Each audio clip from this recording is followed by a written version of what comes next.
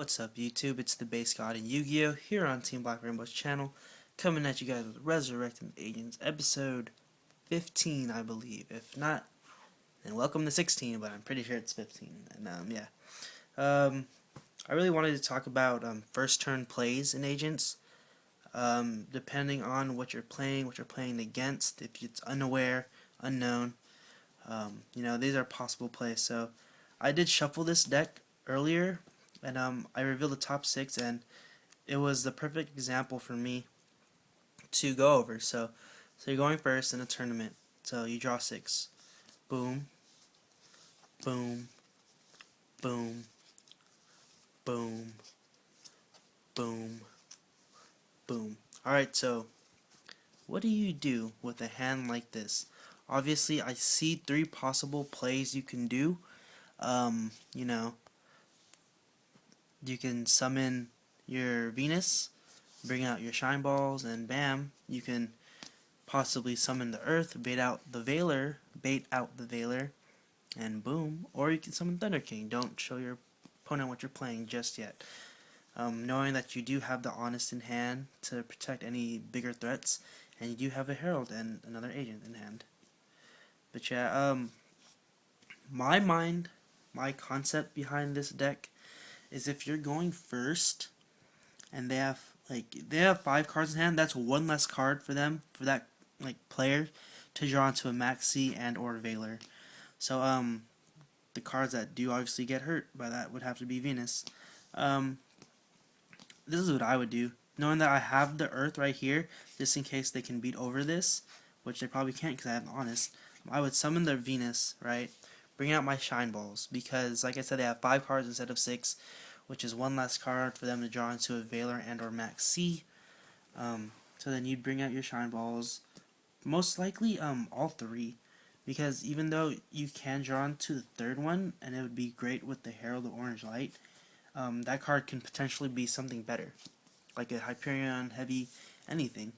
Better than the Shine Ball, honestly, it's a vanilla. So yeah, you could just do that, bam. So that's a great first turn play, standard first turn play for Agents.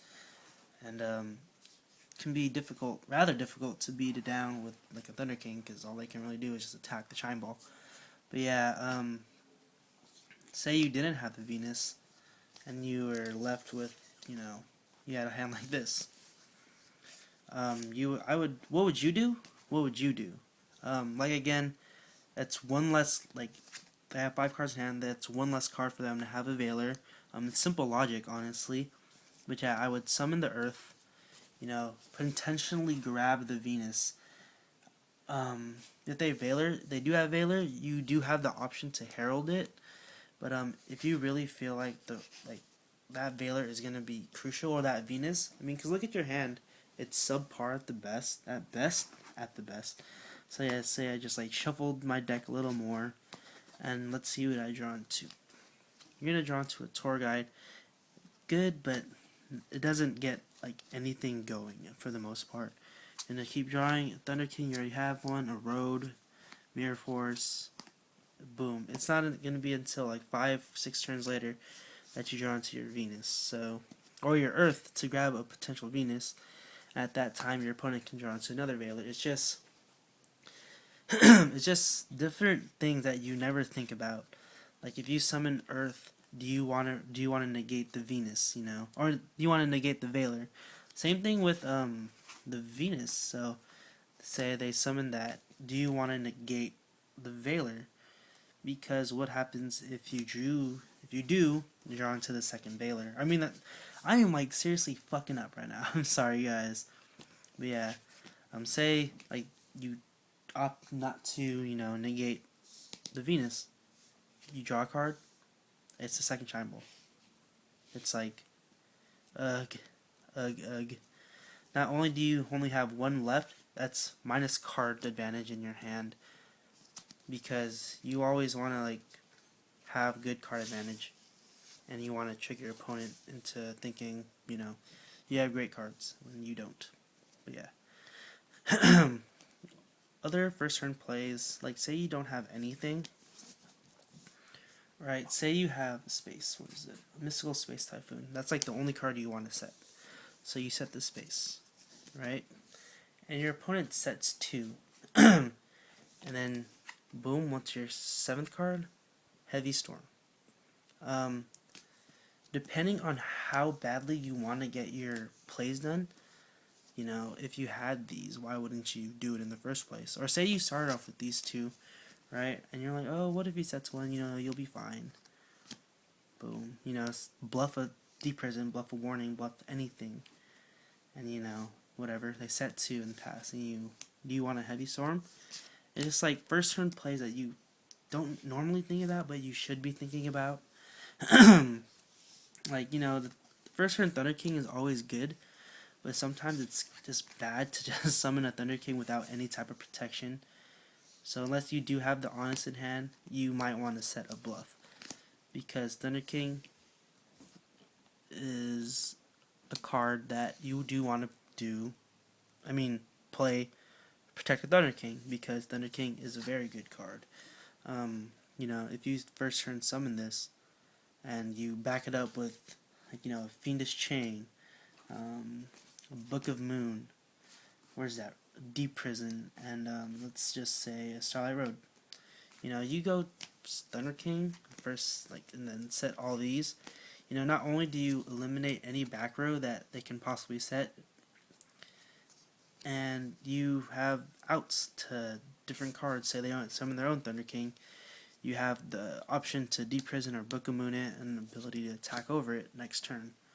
It's just first turn plays, you know, Agent especially, this build that you probably or hopefully watched yesterday, and yeah, Call the Haunted. Although it's a great card to just set and like bluff, you know, if you have a subpar hand like this, you drew like this. What other cards? Bam, that's 4. And what should be a last card? Where's that Honest at? Honest is a good card. I can't find my Honest. But yeah, say you had a hand like this, right? Although it can seem amazing. Alright, well, let's actually get rid of this one. Even worse hand. I don't like setting Call of the Haunted unless I have some way of getting out the bigger monsters. Because, like, say this is your opening hand, and, you know, you don't want to bluff. You want to set something as a bluff because your opponent knows you run a bunch of traps, but the only traps in your hand are Call of the Haunted. So you want to set one just because you want to scare your opponent. But yeah, knowing that you can't really get anything in your hand into the graveyard, or anything good. I mean, these cards are okay. You know, 1900 defense and a vanilla. They're okay, but they're nothing, like, great. And, it's just like setting the Call of the Haunted only when you know you can call the Haunted something good. So, say you eventually, you know, you can magically, you set the Shine Ball, set this, and then, you know, like, next time your opponent passes, you could Tribute Summon for these 2, or Tribute Summon for that, and then set the Call of the Haunted. Because if anything, if they are able to destroy this, which is going to be fairly difficult, you know, you can always just Call the Haunted it back. Like, MST is a card. You know, you're allowed 3 copies, and if they MST a Call the Haunted, sure, it like destroys a dead card, but it could potentially become alive, active later on in the duel. Say you hold on to your Call the Haunteds, and, you know, you eventually draw onto your Venus, Earth, whatever. You're onto this, and then you can, like, you move, you know, special. You can bring it back multiple times, you know. It's just like different plays for different cards. But yeah, I don't know how I ended up on the topic of Call of the Haunted, but yeah. This is supposed to be on first turn plays. But yeah, another great play that you can do that I used to love to do back when Torgai was at 3 was the tour guide play. So you summon tour guide, bring out Sangan. Usually people would leave it there, you know, so they can get their effect off. But the great play would, of course, you know, overlay into, you know, Giga Brilliant or a Leviathan, detach the Sangan. Now they have a 2500 beater to, you know, deal with, and if anything they want to get rid of it, they'd have to destroy the back row. So they can MSC, chain, get Sangan, get whatever you need. They're just first turn plays that are good. But yeah, just, I don't even know if I can call this first turn plays. It's just like, I think I should call it like optimal plays. But yeah, you know, optimal plays, you know, they have 2 back row, and you really want to special summon your Hyperion and or Christia, you know, do stuff to bait it out. Like, say you have 4 fairies in grave, right, like this. Like, what do you want to do? Or say you have 5. Let's do this. Say you have 5 and you have these 2 in hand. What would you do first? Huh? Like, come on. Obviously, you'd remove the Venus for the Hyperion. They torrential.